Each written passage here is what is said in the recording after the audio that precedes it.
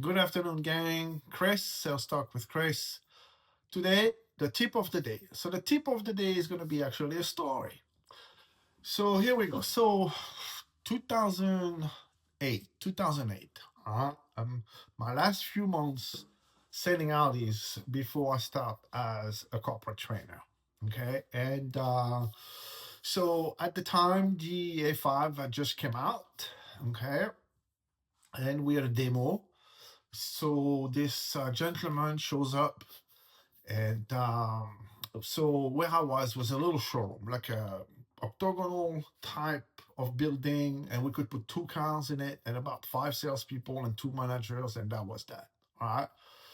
And of course, now they have a nice big showroom, but back in the days, that was not the case. Okay.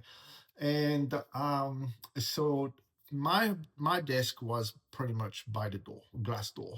Okay, and then behind me is the entire showroom. Okay, and we had an up system.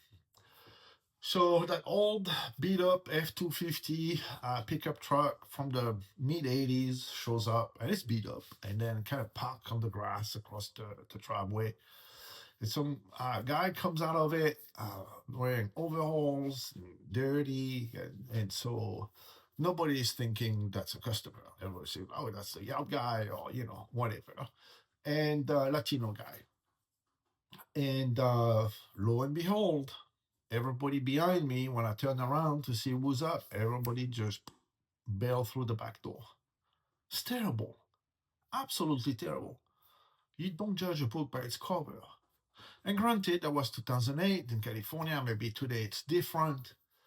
But I think I still kind of saw it, heard it in the past 2 years when I was visiting Lexus and Toyota dealers. That I still kind of heard things like that. And that look at that guy with this like 20 years old Corolla, and he's gonna come ask about a $90,000 Tundra, or something like that. So my belief is that still people are judging the book by its cover, and it's a huge mistake.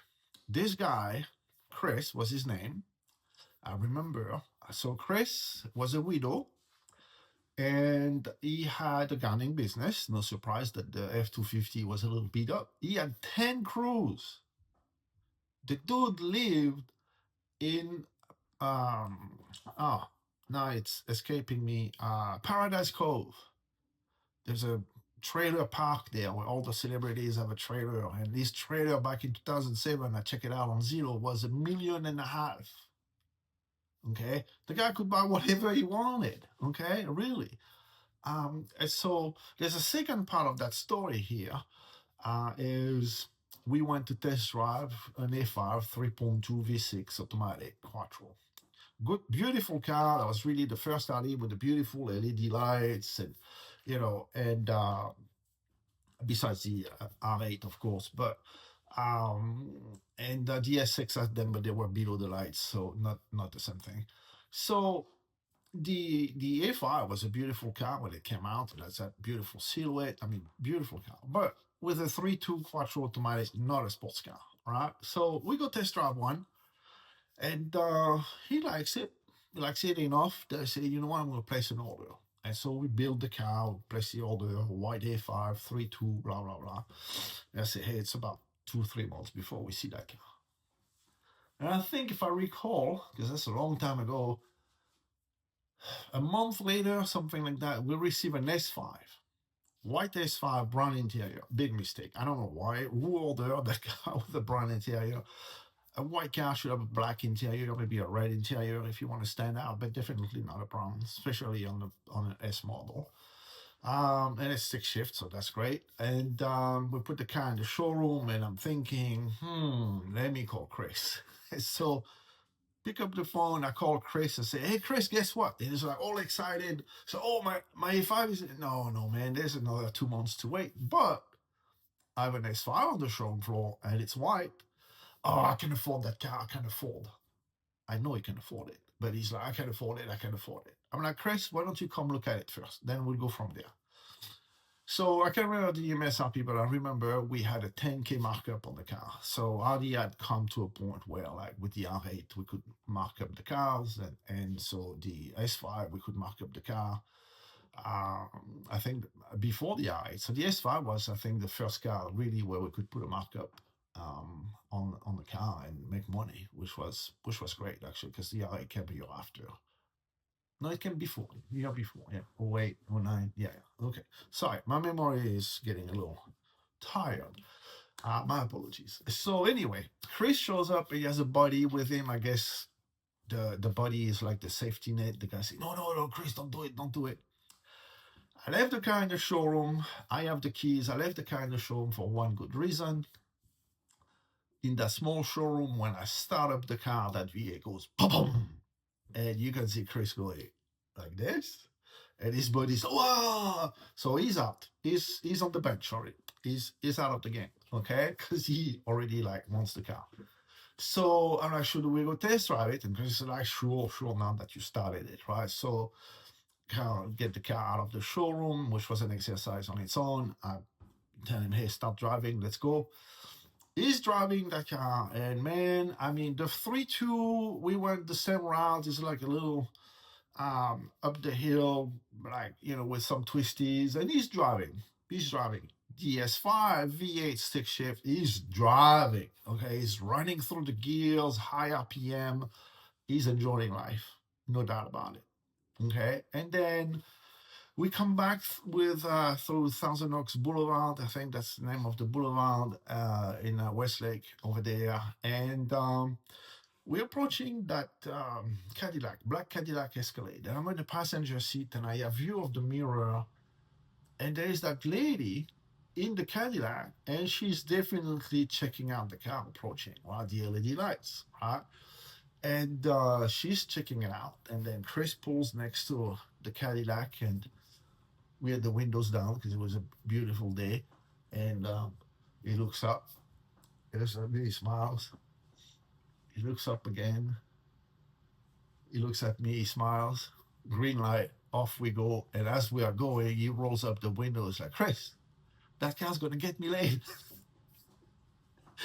Remember, he's a widow. Okay, so don't take that like, he was a widow. And I guess, you have the right to enjoy a little bit things of life when you are a widow. It's a tough time, right, to have. So we're laughing so hard. And guess what? We're pulling up to the dealership. Did I ask any closing question? No, I wouldn't have dared asking any closing question. He is still smiling ear to ear. What do I want to, spoil, right? We came back to the dealer. He parks the car kind of sideways, and he's so excited. And I'm like, you know what, Chris, give me the key. I'm going to repark it, right? So I reparked the car. Keith, my manager at the time, is waiting outside because he's pretty excited. There's a car with a 10K markup. It's money in the bank. And, they're chatting. I walk back to them. And so here is the second tip of the day. So today, bonus, you're getting 2 tips. Thanks for hanging in there for 8 minutes. So I walk up to him. I look at him straight in the eyes. I extend my hand and I say, Chris, do I have your authorization to remove the window sticker? And he extended his hand and we shook hands. Deal. Done deal. I didn't ask him, hey, let's go inside to look at numbers, because he already told me it was with the markup. He thought it was too expensive and he couldn't afford it. I didn't ask anything of the sort. I went for a straight close. The tip of the day is, first is that closing line. Do I have your authorization to remove the window sticker off the car? Okay, that's a straight close.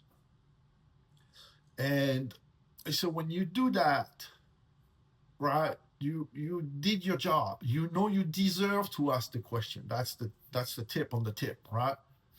You need to have a guy or a gal that's smiling all the way ear to ears, and they love the car. And there is no need to go say, hey, would you like to come inside? Or, hey, let's go inside and run some numbers. No. When you say numbers, they freak out. They're like running off. Okay? So what you want to do is do a straight close. Let's make the deal. Let's make the deal happen right now. Okay. So the moral of the story, tip number one, don't judge a book by its cover and its cover. Okay. Tip number two, if you do your job 100%, you deserve the close. So go for the closing line. Okay. So those are my two tips for the day. Bonus. And that guy, I follow up with him, and I changed his life. He was super happy, super excited. Of course, he bought the S5.